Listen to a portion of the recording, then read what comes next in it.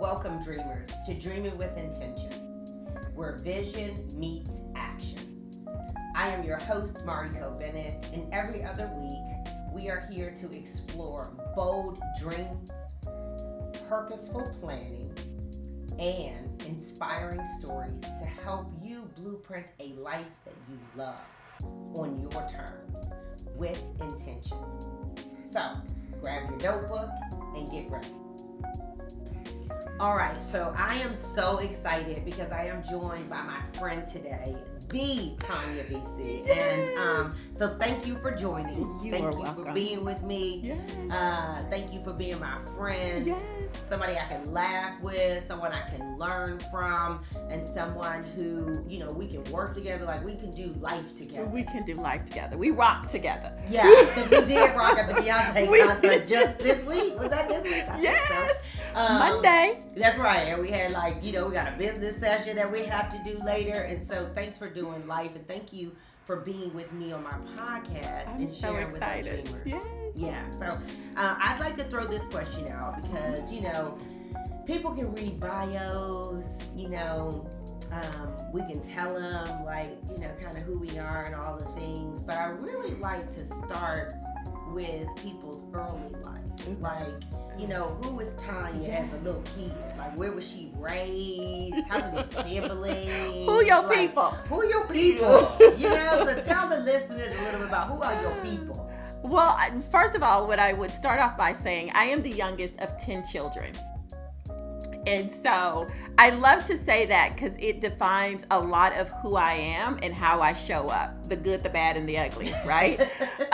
So I was born and raised in Texas, so I'm a Southern girl. And because I was the youngest of 10, I have always had to kind of fight for my place. And so that's a lot about the They weren't career. giving you everything? No, I wish. No. So I was raised by a mom who's an amazing woman. She just turned 85 years old a couple of weeks ago. I was raised by a mother who had 10 children before the age of 36 and found herself a widow. With no formal education and put herself back to, into school and worked really, really hard and raised 10 amazing children who feared her. And because we feared and respected her, we are all productive citizens. And to come to the family cookout is an amazing experience. I want to come to the family cookout. Now, I knew about the 10. I knew about you being the baby. I didn't realize she had 10 before 36. Before 36. Okay, I love that. Yes. Okay. And I have one. Yeah. Listen. You do have one, Adam. I have Mr. one. Adam Clayton. Put some respect on that name. Adam Clayton Veasey. I have one. Adam Clayton Veasey. And let me just say, when I call my mother stressed over my one, there is not a lot of empathy in her life. I'm sure. So that's that. I love that. Okay. So Texas, and then did you leave Texas to go to college, or? No. Listen. Are you Texas through and through? I'm Texas through and through. I married a Texas boy. You did. My husband is a member of Congress, and so I married Mark Veasey, who represents Dallas and Dallas-Fort Worth. I was born in San Antonio. Okay. So I have moved a little bit within Texas. But did not leave Texas and still hasn't really left Texas, which is problematic. I know, I love it. And when I went to visit Tonya in Texas, so number one, I'm like, hey girl, I'm in Dallas. And so she So she pulls up and she's like, I just want you to know that this is Dallas. I live in Fort Worth. Because there is a battle. Listen, there's a difference between Dallas and Fort Worth. Right. Yes, and I'm thinking I'm right here. But she did come to Dallas to meet me. I came. But the next time I came to visit, I was in Fort Worth. You came right. to the right place. I did. I absolutely did. Yes. Wow. I love that. So Yeah. you are Texas through and through. Texas okay. through and through. And the baby who had to fight her way through it was like, oh, y'all gonna hear me. Y'all gonna hear me gonna out. see me. And we're gonna deal with this. We're gonna deal with it. Okay. Yeah. I love that. Mm-hmm. All right. And so then, so you talked about you're kind of in Washington, right? Yes, I do split my time now. I split my time between DC and Washington. So we are empty nesters now. And so I get to live my best life ever. There you go. And so once we sent Adam Clayton to off to school, he's at Boulder, Colorado, I was able to then change careers. And I've changed careers a couple of times, as you know. I do. And walk us through that journey. Yes. And I think because... as I think about our dreamers who are listening, I think about our young people who are growing. I think about anyone who has the thought of I want change, but might be uncertain as to what happens with change. And I'm a believer in change. I started in corporate America. I left corporate America, became an entrepreneur. 9 years later, I'm still at it, but I still keep innovating and doing things. I'm not afraid of it, but I know it cripples some people. So talk a little bit about all of the experiences that you've had. Because I think it's growth and change. And the only failure is actually not trying. Not right? trying. Yeah. That's what I think. But talk a little bit about all your amazing. And by the way, y'all, she a whole boss. Get ready to learn. Get ready to grow. She's a badass. Thank you. Thank you for that. I will say...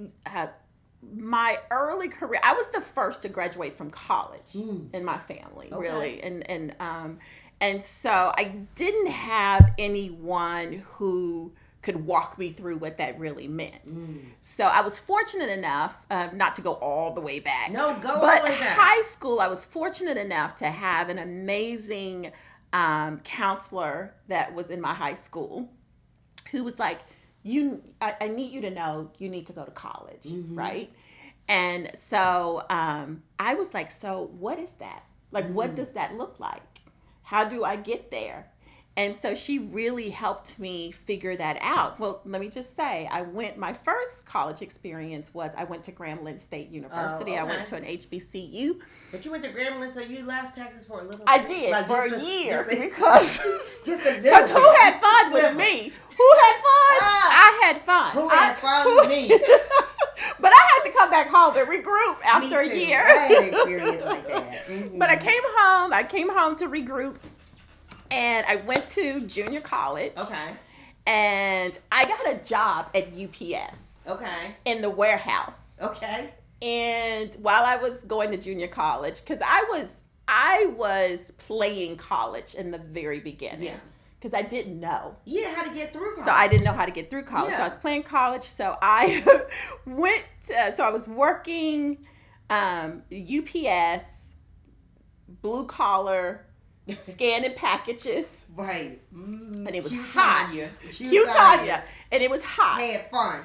And I looked around and I noticed, and I was 19 years old, and I looked around and I noticed that there were people who was much older than me, that this was it for them. Mm-hmm.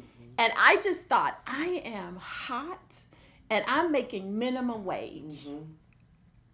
And I just don't want to do this. Mm-hmm. And so I immediately started to take school a lot more serious. Mm-hmm. Yeah. And so I finished up, got my grades back up, applied to a different college, Paul Quinn College, which also is an HBCU, but it's in the Dallas area, so that's when I stopped leaving. Okay, you said, I'm going to stay here. I got my undergrad degree in about 5 years. It took me a little bit longer, 5 or 6 years, because I always worked and went to school. Mm-hmm. And so I did that, and then I started my first professional job was working for a state senator. Mm. And I worked for him for a few years as an office assistant, and then moved into speech writing and then doing public policy work. And it just kind of took off from then. Mm. And what I noticed about my career was, and I tell this story, I'm 50 plus years old, and I've never interviewed for a job. Mm-hmm. I've absolutely never interviewed for a job. Every opportunity that I have had, someone has seen me and watched me work and said, I need to bring you here. That's right. Can you help? And I've always been a very hard worker, and I've always been someone that people can count on. Mm-hmm. And so through that, I've worked for a senator. Then I went off and did nonprofit world for a while and did that. And I did public policy.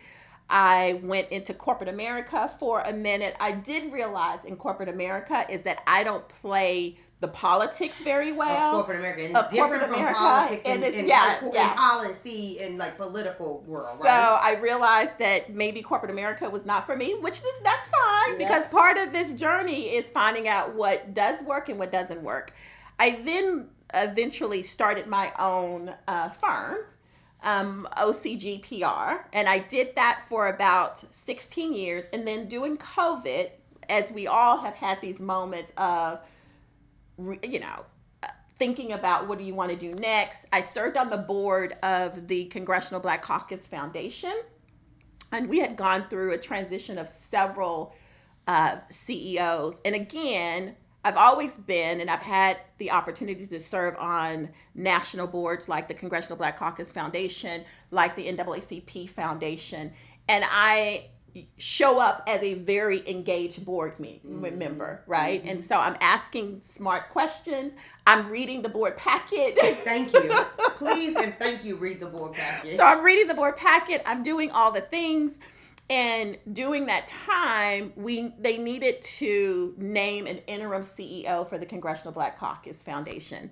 And so I was asked if I would come in-house and become the Congressional Black Caucus interim CEO. And it was during a time where we really needed to revisit our mission and rebuild the organization. So I spent about 2 years rebuilding that organization. I came back out. I loved doing my own thing. I'm realizing that more and more. So I came out. I did some consulting work.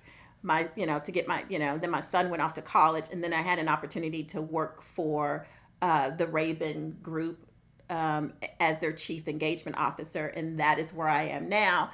And one of the reasons why I took the opportunity at the Raben group was because we do quite a bit of social justice work, and we'll talk about purpose and mission. Yeah. And that is what was leading me and made me want to do more of that type of work. And the timing could not be any better than now, because there's so many things that we work on at Raben that just speaks very, very closely to my heart and what I want this chapter to look like. So I love what you just said about all the various transition. I love what you said about, this social impact work. And would you say that has been the core, like your core mission and values as you've transitioned into all of these experiences and places, and kind of what's been your guiding light? I think for me, my guiding light has been, I'm an advocate. At the core of who I am, is that I really take on roles in order to create impact for others who don't have a voice, right? And so I advocate, what brings me joy is being able to work with individuals, right, that need someone to advocate on their behalf. It can be even internally within a company, right? I am the person who is going to bring that person in the room with me when they're not there, right? I'm that person who's going to speak on behalf of people who may not have the title that I have. If it's an organization, I am that person who is going to help you create who make connections with you, for you, in order for you to live out your mission and help you understand the strategy that you need. So the advocacy, or being an advocate, for me, is helping other people have an impact, or helping other people have a voice. I find myself being a very bold, authentic leader. And so in bold, in the sense of, I'm going to say the things that no one else will say in the room. That's right. Like, who gonna check me, boo? It's like a whole thing for me. And so for me, it's more about this willingness to speak up when other people are hesitant to do it. Yeah, we're all seeing it, but no one wants to say it. And I'm the one in the room who's going to say it. Who's going to say it? And then I'm going to walk out of the room, and then people are going to call me and say, girl, I'm so glad you said that. I was going to say it, but XYZ. Yeah. And so I used to be, I don't want to say embarrassed, but shy about it. And now just walk in it. Now I'm very bold about the need to say the thing that no one else will say. Because no one usually says it. Yeah. So you've overcome that fear. Was it fearful at first? Was it like, was it the reaction of others that made you kind of not want to do it? And when you say now you're comfortable with it, is it because you've done it enough to know that it makes impact and it's so necessary? Or is it, is it like a kind of a purpose? I think it's my purpose, right? I think my purpose is to be a bold, authentic leader. And initially, I didn't want to be labeled as an angry Black woman who... And the more I started to ask those questions, that people... Yeah, everybody want to know. We all thinking it, but nobody else wants to say it. Right? The more I started to see the impact that it was having, and the more that I was then willing to take the risk of being labeled. Yeah, that whole labeling and that whole coin of angry Black woman is us actually oftentimes doing our job. I mean, literally. Like, I'm in this board seat to ask those hard questions, whether it's finance or marketing or, like they asked me to be in here, where others can ask that and they don't have a label, right? They don't have a label of angry anything. They're just asking questions. So why are my questions now? Why would that's so? So I'm glad. I think we're getting away with that. I think the angry Black woman whole narrative is isn't that going away? I think that was like I think so. I hope it was. I hope that went with the year of our Lord of the 1900s. Well, because I think more Black women. I really think what's happening is that it's more people are feeling more comfortable about it, so that now it's just not one in the room. Yeah, exactly. Yeah. So now we're validating each other. And so it doesn't seem like, oh, well, I think there's this level of sisterhood that's happening currently that is beautiful and amazing. That we are learning to have each other's back. You calling me and saying, hey, can you do this for me? It was, oh, of course. Yeah. Let me look at my calendar. It's a little crazy, but let's make it happen. I love that. Right? And so I'm seeing more of that sisterhood and supporting each other that I find is refreshing and beautiful. It is. It's how we and grow. Empowering. It's necessary. How about that one? It's necessary. So is this the vision that you had for yourself when you were... going through college? We knew that UPS scanning boxes in the hot warehouse wasn't the vision for you. Like, but you said, this is not my vision. So you were like, this is not on my vision board. So, but is this on your vision board? The work you're doing, the impact that you're making, on stage. I mean, how large is that gala? 10,000 people from all over the world. You standing there as the CEO. To answer your question, no. Okay. Because I didn't have a vision. I was just doing life because, I really did not have a vision. And if I was to be honest with you, I think the experience of this Congressional Black Caucus Foundation was the beginning of a vision and a possibility for me. Okay. Even though I will say I've done amazing work locally in Fort Worth and in Texas. I had an opportunity to build a brand, but I didn't know I was building a brand. I didn't know I was building a reputation. What I knew was that I'm a hard worker, and I'm not afraid to take on new challenges. But it was not strategic.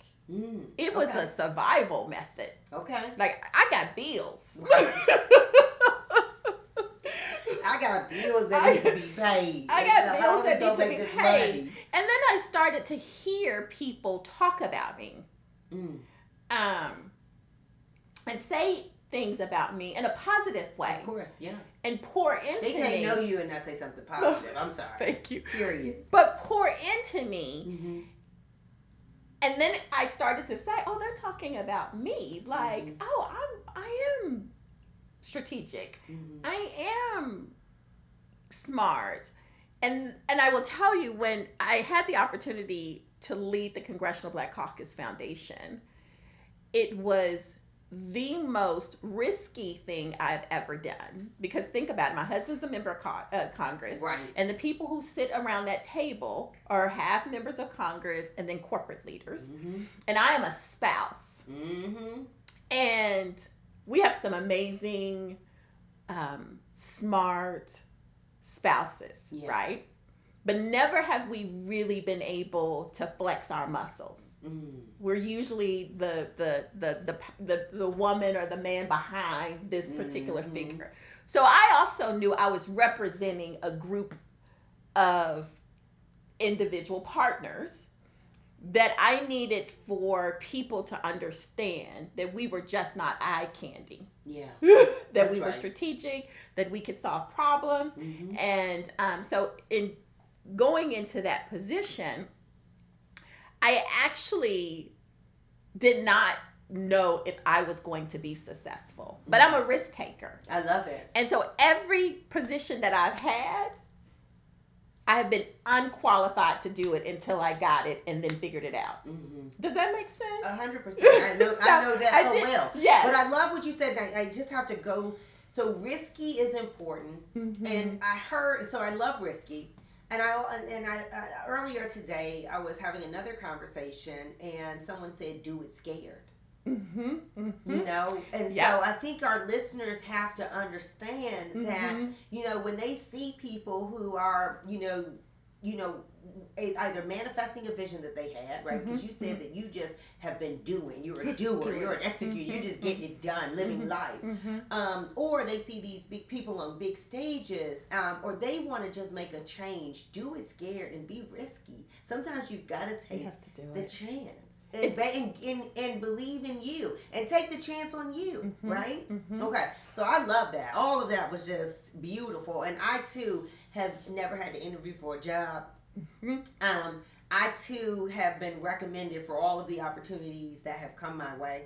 I too am an executor, and I'm gonna get the job done.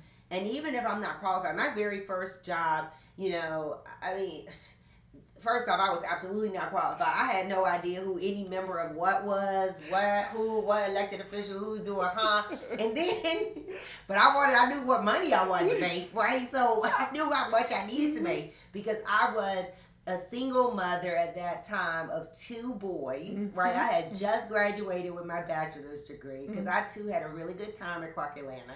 And way too good of a time. So anyway, and I too went to community college, but now I actually serve on the foundation board for that community college that I attended. And so I think when folks gave me the opportunity, I took that opportunity and I learned. I went and taught myself whatever I needed to know. And I grew up in a time where you didn't get a lot of questions. The bosses came in, they told you to go get something done, and you couldn't be like, well, can you walk me through everything that you want me to go do? There was none of that. There was absolutely, and I was the only person that looked like me, right? I was the only person that looked like me, male or female. And so what I was not about to do was act like I had no clue, right? And so I think that people need to really understand that, especially in this generation. And we had encyclopedias, so we didn't even have, you know, Google University, ChatGPT. That was going to teach if I had ChatGPT back in the where would we be? I would be. Where would we be? Harvard graduate. That is exactly what I would be. Where would we be now? Okay, I got to get back into these questions before the team. So, what would you tell our listeners who are, you know, they have multiple things going on in their lives, right? So you talked about being a mother, you talked about being a spouse of a congressional member. You talked about leading an organization with, humans that you have to manage. So what would you tell our listeners? What advice would you give them? They have multiple, things in the air that they have to manage, but they still have visions and purpose and intentions that they want to manifest in their lives. How would you tell them to manage? What advice would you give them? I think the first piece of advice that I would give them is to really take time to get to know themselves and what really motivates them. Like, why do you want to do all of these things, right? What is your end game? What impact do you really want to have? And sometimes people think they need to have impact in their 9 to 5. And maybe that's not where you're going to have the most impact. Maybe your impact is going to come because you really want to pour into young people. And maybe you do that through your church, or maybe you do that through the boards that you serve on. But your 9 to 5 is maybe feeding you in a different way, right? Maybe your 9 to 5 is providing resources for you to go out and do the work that you really want to do. And so I think sometimes we think about impact in our 9 to 5. And that for me, that's where I get the most impact. But I'm a lucky one, right? Most people are not lucky enough to find a Raben or find a nonprofit organization that they can actually provide for their family while they're doing this type of work. Right, because you're doing community impact and advocacy yes. at your day job. At my day job. And so, but that has not always been the position that I've been in. I had to say for college, I had to do things that were not necessarily impactful. And so I got my impact outside of that 9 to 5, if that makes sense. I'm in a position now that I get to kind of pick and choose who and what I want to do. Like, who do I want to align with and what do I want to do while I'm doing this work? So to young people, I would say, because I talk to a lot of young people who, they've gone off to college and they have student loans and they're trying to find this work that is going to speak to their soul. And I'm like, you got to pay bills. Right. You talked about that earlier on. You said, I had to pay these bills. I had to pay these bills.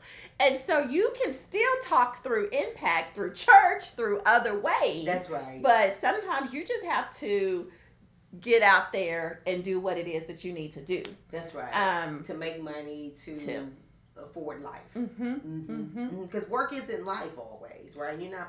And I think sometimes we get a little caught up in that.